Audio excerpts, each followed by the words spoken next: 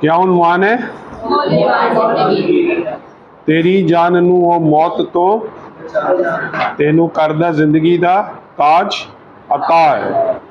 मौत के बाद जिंदगी। इंसान जिंदा रहते हुए जब उसे जिंदगी दी जाती है कलाम मुकद्दस के मुताबिक, या वो जन्नत में जाना चाहता है या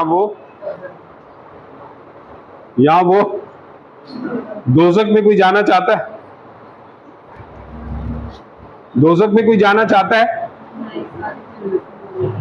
कौन सी चीजें हमें जो दोज़ख में ले जाती है? गुनाह, नाफरमानी। तो हम काम क्या कर रहे हैं? काम हमारे जहन्नुम में, दोज़ख में जाने के लिए है और डिमांड हमारी जन्नत की है। तो जैसा काम वैसा ही आपका रिजल्ट होगा, दाम होगा। जैसा आपका काम वैसा ही आपका दाम लगेगा। इस सबक को कोई भी बेटा या बेटी पढ़ सकते हैं। मौत के बाद जिंदगी है। मौत के बाद जिंदगी फरदौस या जहन्नम में होगी। सबक का मरकजी ख्याल। कलाम मुकद्दस में हमें मौत के बाद जिंदगी के मुतालिक बताया गया है। मरने के बाद सब लोग फरदौस या जहन्नम में जाएंगे। फरदौस वो जगह है जहाँ खुदा है। यहाँ हर तरफ खुशी होगी क्योंकि हम खुदा के साथ होंगे। दोज़ख या जहन्नम सख्त सजा मिलने का मकाम है। वहाँ जाने वाले लोग खुदा से हमेशा के लिए जुदा हो जाएंगे। खुदा सब लोगों की अदालत करेगा। कलीदी हवाला। क्योंकि गुनाह की मजदूरी मौत है, मगर खुदा की बख्शिश हमारे खुदावंद मसीह यीशु में हमेशा की जिंदगी है। कहानी का तारुफ। बाइबल में तमसीलों के जरिए सच्चाइयाँ सिखाई गई हैं। तमसीलें ऐसी कहानियाँ हैं जिनमें गहरे मायने पोशीदा होते हैं। इस तमसील में इब्ने आदम खुदा का नाम है। आमीन। थैंक यू बेटी। इस तमसील में इब्ने आदम खुदा का नाम है। अब यहाँ जो ऊपर बेटी ने पढ़ा है सबक का मरकजी ख्याल, यहाँ पर दो चीजों का जिक्र किया गया है, एक फिरदौस और एक जहन्नुम। फिरदौस जो अल्फाज है ये फारसी जुबान का है। फिरदौस किस जुबान का अल्फाज है जी? फारसी जुबान का। हालांकि उसी सजा में गिरफ्तार है और हमारी सजा तो वाजिबी है क्योंकि अपने कामों का बदला पा रहे हैं, लेकिन उसने कोई बेजा काम नहीं किया। फिर उसने कहा, ऐ यीशु, जब तू अपनी बादशाही में आए तो मुझे याद करना। उसने उससे कहा, मैं तुझसे सच कहता हूँ कि आज ही तू मेरे साथ फिरदौस में होगा। आज ही तू मेरे साथ। और आप और मैं किसे मानते हैं? जिसके पास फिरदौस देने का इख्तियार है। और मैं और आप खुदावंद यीशु मसीह को इस तरह माने और ऐसे हमारे अमाल हो कि हमें वो फिरदौस में ले जाए। अब डाकू ने क्या इकरार किया फिरदौस में जाने के लिए? हम तो अपनी वाजिबी सजा पा रहे हैं। इकरार जरूरी है। इकरार आप करेंगे तो खुदावंद यीशु मसीह आपको कहां ले जाएंगे? फिरदौस में। और मैं और आप वो खुदा के बंदे और बंदियां हैं जो मौत के बाद जिंदगी पर पक्का ईमान रखते हैं, क्योंकि हमें जो फिरदौस में ले जाने वाला है वो मौत के बाद जिंदगी में आया है। मौत के बाद जिंदगी में आया है तो उसे फिरदौस देने का पूरा इख्तियार है। हमारे अमाल और हमारे किरदार ऐसे होने चाहिए कि हम भी डाकू की तरह बोलें कि मैं तो अपने गुनाहों की सजा वाजिबी पा रहा हूं। तो फिर खुदावंद यीशु मसीह क्या अनाउंस कर देंगे एलानिया? तू आज ही मेरे साथ फिरदौस में होगा। एक और वाला निकालिएगा, दूसरा करंथियों 12:4। 3 दफा ये अल्फाज आया और ने अहदनामे में आया। पुराने अहदनामे में से पताल, बरज़ख और था गड़ा जहन्नुम को कहा गया। फिरदौस में पहुंचकर ऐसी बातें सुनी कहने की नहीं और जिनका कहना आदमी को रवा नहीं। जी, यकायक। कौन पहुंचा ये यकायक फिरदौस में? करंथियों का खत किसने लिखा है? पालूस रसूल ने लिखा है। यकायक ये कहां पहुंच गया है? फिरदौस में पहुंच गया है। और उसने वो बातें देखी हैं जो आदमियों को बताना रवा नहीं है, क्योंकि उसने वो बातें वहां देखी हैं जो मैं और आप अपनी हिकमत के मुताबिक उसे नहीं समझ सकते। और इसी हवाले में अगली आयतों में पालूस रसूल कहता है कि मैं ऐसा नहीं हो जाऊं कि ज्यादा मुकाशफात की वजह से मैं फूल जाऊं, प्राउड फील करूं। तो मैंने उतनी ही बातें आपको बताई हैं जितनी आपकी समझ के मुताबिक हैं कि फिरदौस में जाने के लिए आपने अपने अमाल पर फोकस करना है। और फिरदौस का मालिक कौन है, मुकाशफा की किताब निकालिएगा, दूसरा बाब 7वीं आयत।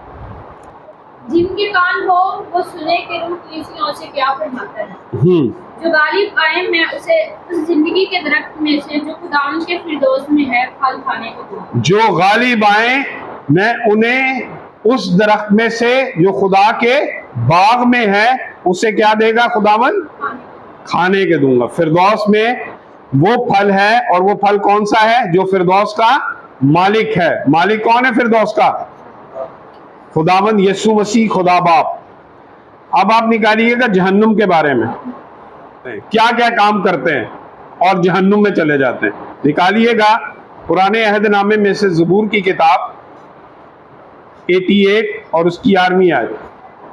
क्या तेरी शफकत का चर्चा गौर में होगा, तेरी वफादारी का जहन्नुम में। जी, क्या तेरी शफकत का चर्चा और तेरी वफादारी का गोहर किसे कहते हैं, कब्र में। आपने जो भी नेकी करनी है, जो भी अच्छा काम करना है, वो जीते जी करना है। जीते जी करना है ना। मरने के बाद कोई खुदा की इबादत कर सकता है, नहीं कर सकता। मरने के बाद क्या होगा, फैसला होगा। फैसला किन बातों से किया जाएगा, जो मैंने इस दुनिया में काम किए हैं। तो हमें जिंदगी में अपने लिए सेलेक्ट करनी है कि मैं जहन्नुम में जाऊंगा कि दोज़ख में जाऊंगा। जीते जी आपके पास ये दोनों चीजें आपको ऑप्शन के लिए दी गई हैं। एक और हवाला निकालिएगा, याकूब का खत निकालिएगा, 3रा बाब उसकी 6ठी आयत। जुबान भी एक आग है। जुबान हमारे इज़ा में शरारत का एक आलम है और सारे जिस्म को दाग लगाती है और दाराए दुनिया को आग लगा देती है और जहन्नुम को आग से और जहन्नुम की आग से जलती रहती है। जी, जुबान कहाँ लेके जाएगी मुझे और आपको, जहन्नुम में लेके जाएगी। ये है टूल जहन्नुम के लिए, और ये मेरे पास है ना, और इसी से मैं जहन्नुम में जा सकता हूँ और फिरदौस में जा सकता हूँ। सही है, जैसे आपने सही कहा, इसी से मैं जन्नत में भी जा सकता हूँ और ठागड़ा में भी जा सकता हूँ। इसका हम इस्तेमाल क्या करते हैं, अच्छा करते हैं कि बुरा करते हैं, अच्छा भी करते हैं। और आगे इसी खत में कहा गया है कि एक कुएं से मीठा, और एक आगे कहा गया है घोड़े को तो मैं और आप लगाम से कंट्रोल कर लेते हैं पर जुबान को नहीं कर सकते। ये जहन्नुम में ले जाने का एक ऐसा टूल है जो हमें आखिरकार लेकर जाता है। एक और हवाला निकालिएगा, मरकज रसूल की इंजील उसका 9वां बाब 43 से पढ़िएगा 47 तक। और अगर तेरा हाथ तुझे ठोकर खिलाए तो उसे काट डाल। टुंडा होकर जिंदगी में दाखिल होना तेरे लिए इससे बेहतर है कि पहले तो हाथ है, एक टूल क्या, एक जुबान आ गई, दूसरा क्या आ गया, हाथ आ गया। जहन्नुम के बीच उस आग में जाए नीचे तो जहाँ उनका कीड़ा नहीं मरता और आग नहीं खोजती। 43 से 47 तक जी, 45 से पढ़े। और अगर तेरा पाँव तुझे ठोकर खिलाए और तो उसे काट डाल। लंगड़ा होकर जिंदगी में दाखिल होना तेरे लिए इससे बेहतर है कि 2 पाँव होते हुए जहन्नुम में डाला जाए जहाँ उनका कीड़ा नहीं मरता और आग नहीं खोजती। और अगर तेरी आंख तुझे ठोकर खिलाए तो उसे निकाल डाल। काना होकर खुदा की बादशाही में दाखिल होना तेरे लिए इससे बेहतर है कि 2 आंखें होते जहन्नुम में डाला जाए। गुनाह हम कितनी चीजों से करते हैं, पहले मैंने क्या पढ़ा, जुबान हो गई, दूसरा हाथ हो गया, टांग हो गई और आंख हो गई, रह की गया। खुदा आपको इन सारी चीजों के बगैर फिरदौस में ले जाएगा। आप अंधे भी हो जाएं, लूले भी हो जाएं, लंगड़े भी हो जाएं, खुदा आपको ऐसे कबूल कर लेगा, पर गुनाहगार कबूल आपको नहीं करेगा। और यही चारों चीजें हैं जो हमें गुनाह की तरफ लेकर जाती है। हमें इन पर कंट्रोल करना है, और इस पर कंट्रोल करने के लिए खुदा बाप का बेटा इस जमीन पर आया और उसने सामरी औरत से क्या कहा था? खौफजदा नहीं होना जहन्नुम से। इन चारों चीजों का मैं और आप अच्छे तरीके से इस्तेमाल करें तो आज ही तू मेरे साथ फिरदौस में गा। उस डाकू को पता था मैं अखाना भी गुनाह कीता है, मैंने हाथों से भी किया, मैंने पाँव से भी किया, मैंने जुबान से भी किया। उसने एक लफ्ज में इकरार किया कि मैं अपनी सजा क्या पा रहा हूं? वाजिबी पा रहा हूं। तो खुदावंद यीशु मसीह ने कहा तू मान ले ये गल, तू की थी ये गल मान ली, ये जवानदा बच्चा है तू, आज ही तू मेरे साथ फिरदौस में होगा। इकरार में कुव्वत है, और कुव्वत में क्या है? फतहमंदी है। जी पढ़िएगा यूहन्ना रसूल की इंजील उसका 4 बाब 7 से 10। सामरिया की एक औरत पानी भरने आई। यीशु ने उससे कहा मुझे पानी पिला, क्योंकि उसके शागिर्द शहर में खाना मोल लेने को गए थे। उस सामरी औरत ने उससे कहा कि तू यहूदी होकर सामरी औरत से पानी क्यों मांगता है, क्योंकि यहूदी सामरियों से किसी तरह का बर्ताव नहीं रखते। यीशु ने जवाब में उससे कहा अगर तू खुदा की बख्शिश को जानती और ये भी जानती कि वो कौन है जो तुझसे कहते हैं मुझे पानी पिला, तो तू उससे मांगती और वो तुझे जिंदगी का पानी देता। आमीन। खुदावंद यीशु मसीह क्या है? खुदा की बख्शिश है। और वो औरत क्या थी? सामरी। एक तो सामरी थी और एक वो गुनाहगार भी थी। अब खुदावंद यीशु मसीह ने क्या मांगा है उससे? पानी मांगा है। उसने उससे पानी दे दिया या बहस की है उससे? क्या बहस की है? हैं? तू जो है शरई तौर पर हमारे साथ तेरा मेल जोल नहीं है, और तू यहूदी होकर मुझ सामरी से। यहूदी क्योंकि अपने आप को क्या कहते थे? क्या कहते थे कि सामरी कैसे हैं? यहूदी क्या कहते थे सामरियों के बारे में? उन्हें अच्छा नहीं समझते थे। सामरी जो थे 5 शरीयत की किताबों को भी मानते थे और हजारों बुतों की भी प्रस्तिश करते थे। तो इस वजह से यहूदियों की और सामरियों की नहीं बनती थी। तो यहां पर वो कह रही है तू नेक और मुझ सामरी से पानी मांगा। फिर खुदावंद यीशु मसीह ने क्या कहा उसे? हाँ, और ये भी कहा है अगर तू जानती,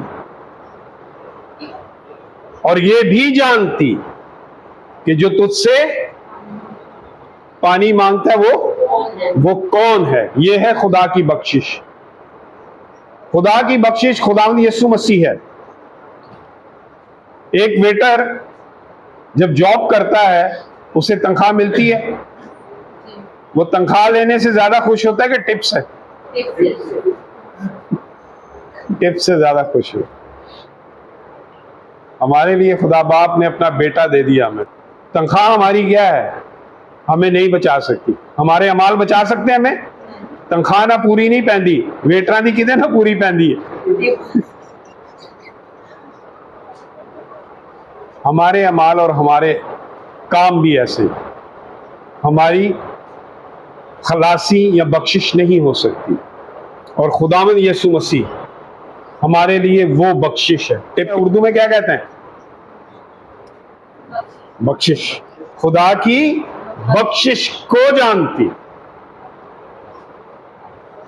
तो हमारे तो बगैर काम किए हुए जो हमारे अमाल है ना, उसकी सजा तो हमें मिलेगी।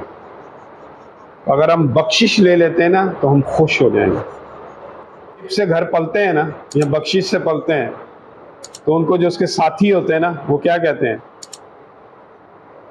कोई है यहाँ पे करता है कोई रेस्टोरेंट में काम पार्ट टाइम?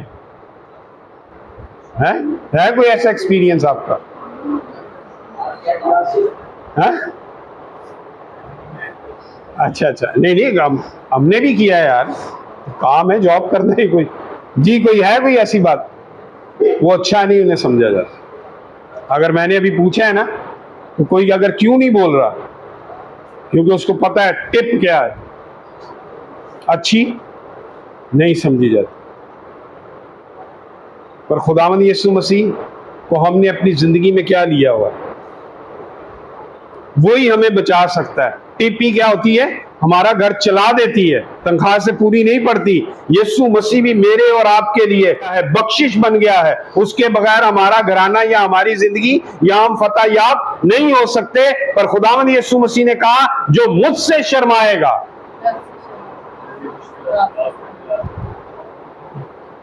जो मुझसे शर्माएगा, मैं भी अपने बाप के सामने।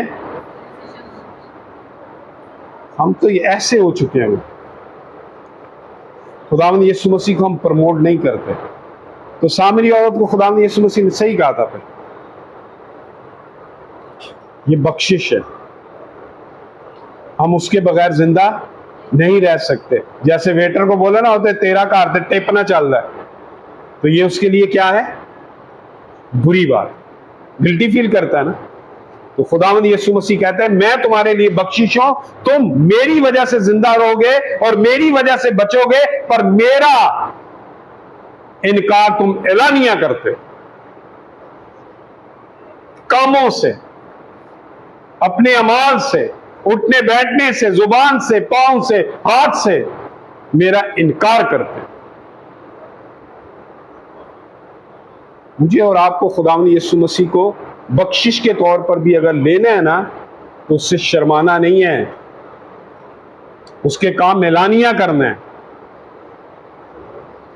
आप किसी दूसरे इदारों में काम करते हैं, कई लोग तो अपना तुसी ते भाई जी लगदे ही नहीं हो, तुसी ते एडे गोरे चिट्टे पठान लगदे। अगला कभी नहीं अकड़ के बोले, उन्हें चुप ही रहना। तो शर्मा रहे ना हम लोग। हमारी बेटियों के साथ ऐसा होता है। आप इस इदारे में काम करती हो, हर किस्म का लड़का है यहां पर, क्योंकि हम शर्मा चुके हुए, क्योंकि हमने खुदावंद यीशु मसीह को वैसे नहीं पहना हुआ, वैसे नहीं ओढ़ा हुआ। वो हमारे लिए बख्शिश है, हमने उससे शर्माना नहीं है। मतलब यह है, उसका एलानिया आपने इकरार करना है और अपने कामों, इखलाक, बातों और सबसे बढ़कर मेहनत से ये बात बतानी है कि वो मेरा पालनहार है। अगर ये तू जानती और खुदा की बख्शिश को जानती कि जो तुझसे पानी मांगता है, अपने अंदर ऐसा रखना है कि अब मैं ना रहा बल्कि मुझ में मसीह जिंदा है। तो तब पालूस रसूल उसने साफ कहा, मैं अंजील से नहीं शर्माता। यीशु नाम में दुनिया में आप रहेंगे तो आपको लोग शर्मिंदा करेंगे। पालूस रसूल को भी शर्मिंदा किया जाता था, पर वो कहता है, मैं अंजील से नहीं शर्माता। मुझे और आपको भी खुदावंद यीशु मसीह को अपनी जिंदगी में लेना है और अपने अमाल, अपने बातों से और खासकर नौजवान नस्ल को अपनी मेहनत से। एक दिन की मेहनत नहीं है, ये लगातार है। मुसलसल आपको काम करना है, मुसलसल आपको फोकस करना है। आप अकेले नहीं हैं, आपके पीछे आपका खानदान है, आपके लोग हैं, आपका इलाका है, आपका मजहब है, आपके पादरी हैं, आपके बिशप हैं, और सबसे बड़ा आपका मुल्क है, शहर है। आप हीरो हैं इनके, पर हम इन चीजों को नहीं जानते। हमारी बेटियों का भी यही हाल है।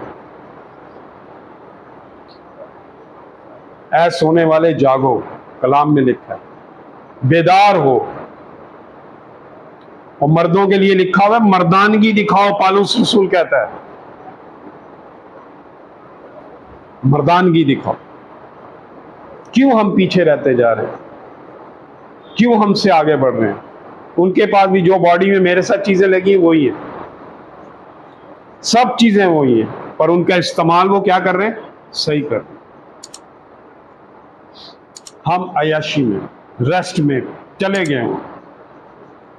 तो खुदावंद यीशु मसीह को खुदा की बख्शिश जानना है। हमारे अमालों से हमें निजात नहीं मिलेगी, बल्कि खुदा की बख्शिश से मिलेगी। खुदावंद इस कलाम के वसीले से मुझे और आपको बरकत दे। आमीन।